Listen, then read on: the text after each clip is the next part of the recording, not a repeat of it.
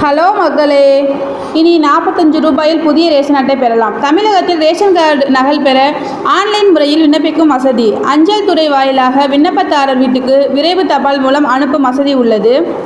கார்டுதாரர்கள் www.tnbds.gov.in என்ற இணையதளத்தில் நகல் குடும்ப அட்டை என்பதை தேர்ந்தெடுத்து பதிவு செய்துள்ள மொபைல் போன் எண்ணை உள்ளீடு செய்தால் ஒரு முறை பாஸ்வேர்டு அனுப்பப்படும். அதை பயன்படுத்தி விண்ணப்பிக்கலாம். நகல் அட்டைக்கான கட்டணம் ரூபாய் 20.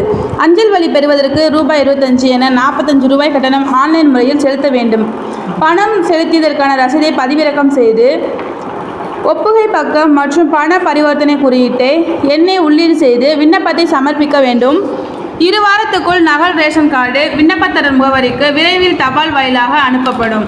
ரேஷன் கார்டு தொலைந்து விட்டாலோ, சேதமடைந்திருந்தாலோ அல்லது முகவரி திருத்தம், குடும்ப தலைவர் புகைப்படம் மாற்ற, பெயர் சேர்த்தல், பெயர் நீக்கம் ஆகிய திருத்தங்கள் செய்த பின் நகல் கார்டு பெற விரும்பினால் விண்ணப்பிக்கலாம். BHH என்ற குறிப்பிட்டிருக்கும் ரேஷன் கார்டு வைத்திருப்பவர்களுக்கு அரிசி உட்பட அனைத்து பொருட்களும் கொடுக்கப்படும். இதே BHH AAY என்ற குறியீடுள்ள ரேஷன் கார்டுக்கு 35 கிலோ அரிசி உட்பட அனைத்து பொருட்களையும் பெற்றுக்கொள்ளலாம். NBHH என்று குறிப்பிடப்பட்டுள்ள ரேஷன் கார்டில் அரிசி உட்பட அனைத்து பொருட்களும் கிடைக்கும்.